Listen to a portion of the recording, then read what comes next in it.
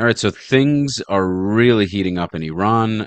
Trump has been really smacking Iran's IRGC, and we're going to get right into this video from Fox News. President Trump is vowing to keep the Iran war going for as long as necessary as Qatar's prime minister now prepares to head to Tehran to try and further negotiation efforts. Chief foreign correspondent Trey Yingst live in Tel Aviv with the very latest. Trey.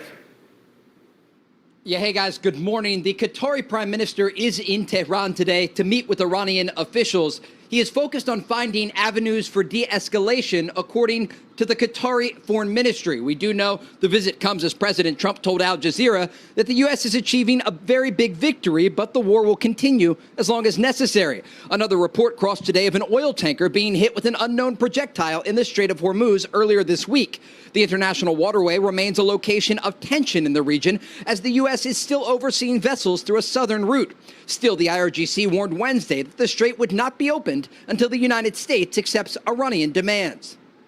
Look, even now, from a military standpoint, the Strait of Hormuz and the southern route is closed. As I said, our armed forces do not allow passage through it. But under this understanding, through an interactive process, Oman itself will also accept that the southern route be completely closed, and that its closure be notified to the International Maritime Organization. We do know that parallel talks continue between Iran and Oman about control of the strait, although reports indicate Secretary of State Marco Rubio is telling allies that the United States is leaning into economic pressure on Iran following a new sanctions package that was announced earlier this week. New images from inside Iran show lines at gas stations in the country, an indication the naval blockade and sanctions are starting to have a tangible effect. Inflation numbers are also rising in Iran as the currency weakens, now holding around 2 million rial to $1 US. This is affecting the entire population of Iran. The lifestyle this has created for us has definitely lowered the quality of the life we imagined for ourselves in terms of how we live, travel, and spend time with our friends. It has reduced the level of comfort and the ideal standard of living we had in mind. That's been its impact. It has also had a major effect on my future plans and on the business I personally wanted to start. Regional intelligence sources tell Fox News there is concern among officials in Tehran about the possibility of renewed protests in the country over the economic situation. Guys? Trey Yingst live for us this morning in Tel Aviv. Trey, thank you. Thanks, Trey. Trey Yingst. I don't know why I find the name Yingst so funny. Yingst. Well, Trump is not backing down, and there is a lot of dissent among Americans on this Iran war. Obviously, people are concerned about the cost of goods going up, gas prices going up. We've seen that happen.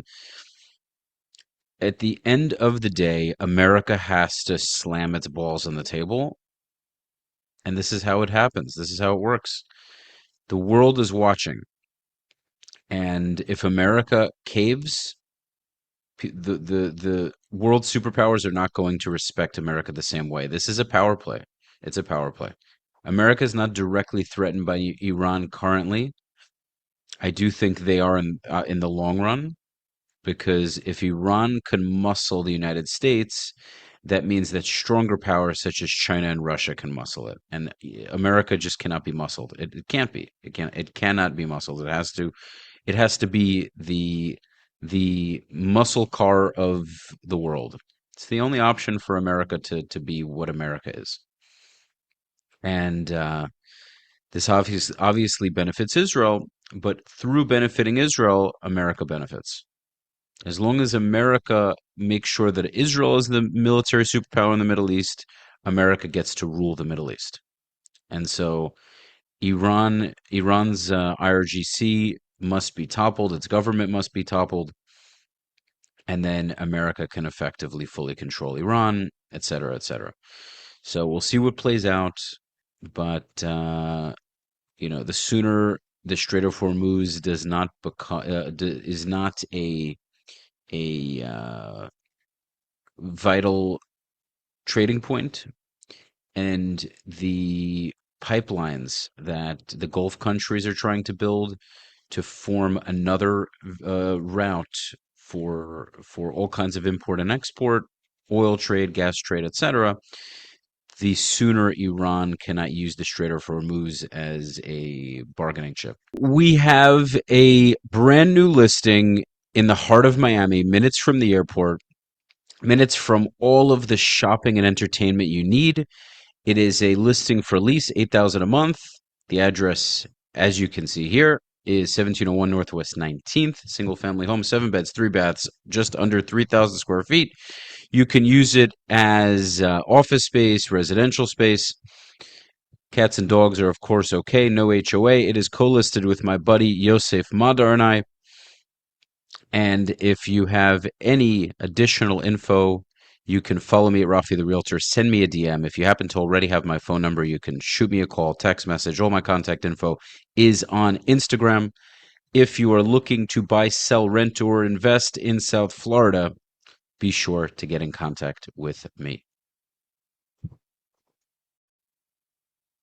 And that wraps up today's video. You can support the channel by going to the Buy Me a Coffee link in the pinned comment or description. In the description, there is also a Zelle option. Thank you, as always, for tuning in and for your continued support. Until next time, peace.